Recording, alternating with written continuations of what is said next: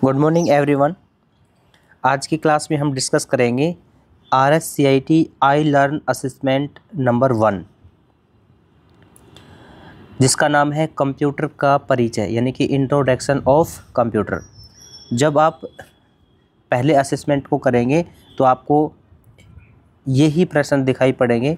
इनमें से आपके आई लर्न असेसमेंट में कौन से प्रश्न आ रहे हैं उसको देख करके और आपको उसको सही उत्तर बताना होता है। वैसे जब आप आई लर्न असेसमेंट करते हैं तो आपको 4 ऑप्शंस मिलते हैं, लेकिन अब चूँकि 4 ऑप्शन करेंगे तो ये PDF भी काफ़ी लंबी हो जाती है और वीडियो भी काफ़ी लंबी हो जाती है, इसलिए मैं डायरेक्ट प्रश्न और उसके उत्तर की बात करूँगा। ठीक है, तो चलिए हम स्टार्ट कर लेते हैं। कंप्यूटर शब्द की उत्पत्ति हुई है, तो इसका आंसर हो जाएगा लैटिन भाषा से, पहला प्रश्न। दूसरा प्रश्न, कंप्यूटर के 4 प्रमुख फंक्शंस का सही क्रम कौन सा है, तो इसका आंसर हो जाएगा इनपुट, प्रोसेस, आउटपुट और स्टोरेज। प्रश्न नंबर 3, कंप्यूटर का बुनियादी आर्किटेक्चर सबसे पहले किसके द्वारा विकसित किया गया था, तो इसका नाम था जॉन वॉन न्यूमैन। प्रश्न नंबर 4, भारत का पहला सुपर कंप्यूटर परम 8000 किस वर्ष में लॉन्च किया गया था, तो 1991 में। प्रश्न नंबर 5, भारत का पहला सुपर कंप्यूटर कौन सा है, तो आंसर हो जाएगा परम 8000।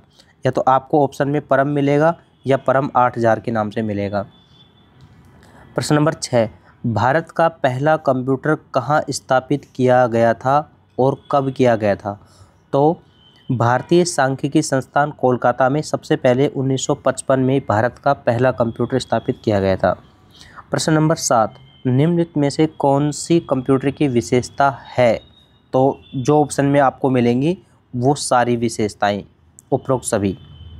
प्रश्न नंबर 8, निम्नलिखित में से कौन सा एप्लीकेशन के आधार पर कंप्यूटर का वर्गीकरण नहीं है, ध्यान रखिएगा, कौन सा एप्लीकेशन के आधार पर कंप्यूटर का वर्गीकरण नहीं है, तो उपरोक्त में से कोई नहीं, ये आपका सही आंसर हो जाएगा। आगे बढ़ते हैं।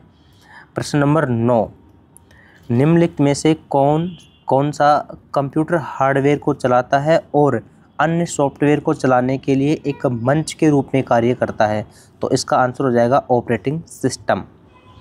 प्रश्न नंबर 10, निम्नलिखित में से कौन मस्तिष्क की कार्यप्रणाली की नकल करने वाला सबसे छोटा और सबसे तेज कंप्यूटर है, तो आंसर हो जाएगा क्वांटम कंप्यूटर। प्रश्न नंबर 11, निम्नलिखित में से कौन हैंड हेल्ड ऑपरेटिंग सिस्टम का उपयोग करता है, तो आंसर हो जाएगा PDA।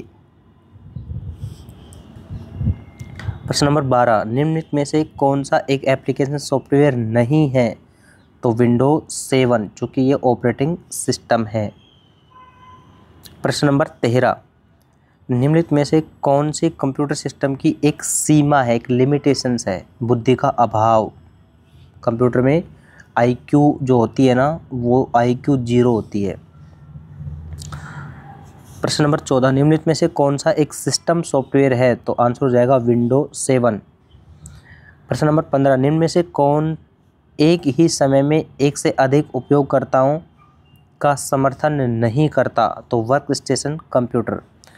ध्यान रखिए, ये जो प्रश्न है ना, इनके सीरियल आपके आई लर्न में अलग हो सकते हैं, ठीक है, तो इसको आप ध्यान रखें। केवल यहाँ ये समझाया गया है कि ये प्रश्न आएगा और उसका पर्टिकुलर ये आंसर होगा, ठीक है। आप आई लर्न करने से पहले भी इस वीडियो को देख के और पॉज करते हुए भी आप उसको आराम से कर सकते हैं। स्पीड से इसलिए कराया जा रहा है तो कि ये छोटी वीडियो बन सके, ठीक है। इसमें समझाया कुछ नहीं जाएगा, केवल प्रश्न और आंसर दिए जाएंगे। प्रश्न नंबर 16, इनमें से कौन से माइक्रो कंप्यूटर की विशेषता है, उपरोक्त सभी। कौन सा कंप्यूटर वर्गीकरण नहीं है, तो मैक्स फ्रेम। कौन सी पीढ़ी का कंप्यूटर इंटीग्रेटेड सर्किट यानी कि IC का उपयोग करता है, तो 3rd जनरेशन, तीसरी पीढ़ी। प्रश्न नंबर 19, प्रथम पीढ़ी के कंप्यूटर सिस्टम में उपयोग किया गया था, तो ये वैक्यूम ट्यूब्स उपयोग की गई थी फर्स्ट जनरेशन में, ठीक है। दूसरी पीढ़ी के कंप्यूटर का विकास किसके दौरान किया गया था? 1956 से 1965 तक। दूसरी पीढ़ी के कंप्यूटर्स में किस कंपोनेंट का उपयोग सीपीयू के रूप में किया जाता था? तो फर्स्ट पीढ़ी में वैक्यूम ट्यूब और सेकंड पीढ़ी में ट्रांजिस्टर का प्रयोग किया गया था। प्रश्न नंबर 22, दूसरी पीढ़ी के कंप्यूटरों में किस सीपीयू घटक का उपयोग किया गया था? तो अभी इसकी हमने बात करी, ट्रांजिस्टर। क्वेश्चन नंबर 23, पांचवी पीढ़ी के दौरान VLSI तकनीक को किस तकनीक के रूप में परिवर्तित किया गया था? तो VLSI की जगह ULSIC कर दिया गया था, ultra large scale integration circuit. ठीक है, तो ULSI कर दिया गया था इसे। प्रश्न नंबर 24, एक साथ कई कार्य करने की क्षमता को क्या कहा जाता है? तो वर्सैलिटी। लेकिन ध्यान रखना, एक ही समय में अगर बहुत सारे काम किए जाएं तो उसे हम मल्टीटास्किंग कहेंगे। ठीक है, अगर एक साथ कई कार्य करने की क्षमता है तो उसे हम वर्सैलिटी कहेंगे।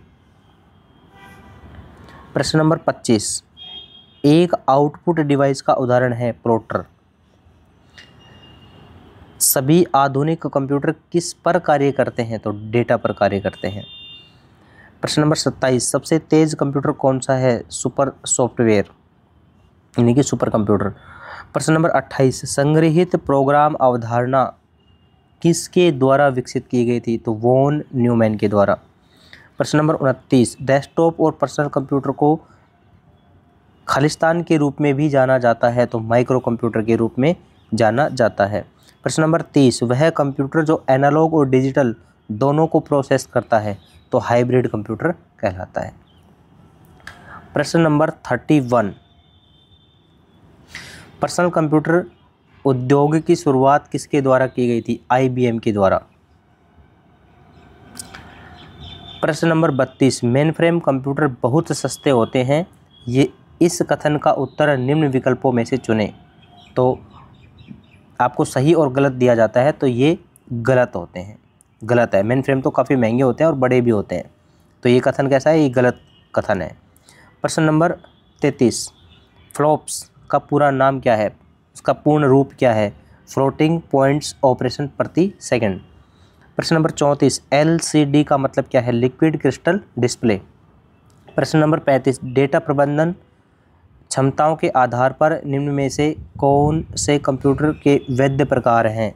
तो जो दिए गए हैं आंसर में, ऑप्शंस में, वो सारे आंसर सही हैं, यानी कि उपरोक्त सभी। प्रश्न नंबर 36, डेडिकेटेड कंप्यूटर से क्या तात्पर्य है? इसका आंसर हो जाएगा जिसे एक और केवल एक ही कार्य सौंपा गया है, यानी कि वो कंप्यूटर उसी कार्य के प्रति डेडिकेट रहता है, इसलिए उसे डेडिकेट कंप्यूटर कहा जाता है। प्रश्न नंबर 37, स्टोरेज से डेटा आइटम्स को लोकेट करना क्या कहलाता है? तो फेच कहलाता है।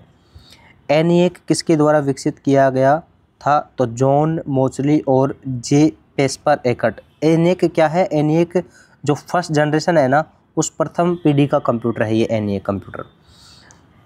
तो कई बार ये भी पूछा जाता है कि प्रथम पीढ़ी का कंप्यूटर कौन सा है, तो आंसर हो जाएगा ENIAC। और किसके द्वारा विकसित किया गया?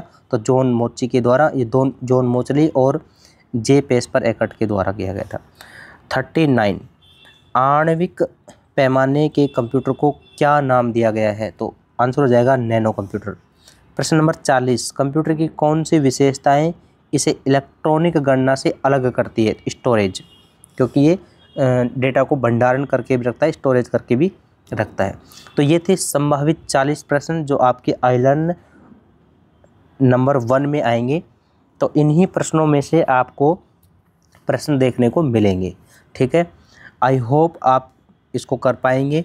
अगर नहीं कर पा रहे हैं वीडियो को देख के, तो पहले आप इनको लिख लीजिए पेपर्स में कि इस प्रश्न का आंसर ये होगा, इस प्रश्न का आंसर ये होगा, इस प्रश्न का आंसर ये होगा। ठीक है, तो उसके बाद आप जब आइलर्न करने बैठें तो उस पुस्तक को लेके बैठें जिसमें आपने ये प्रश्न और उत्तर लिख रखे हैं। जो भी प्रश्न आए उसको ढूंढिए और उसका आंसर क्या होगा उसको ढूंढ के और अपने आइलर्न में आप उसको कर सकते हैं।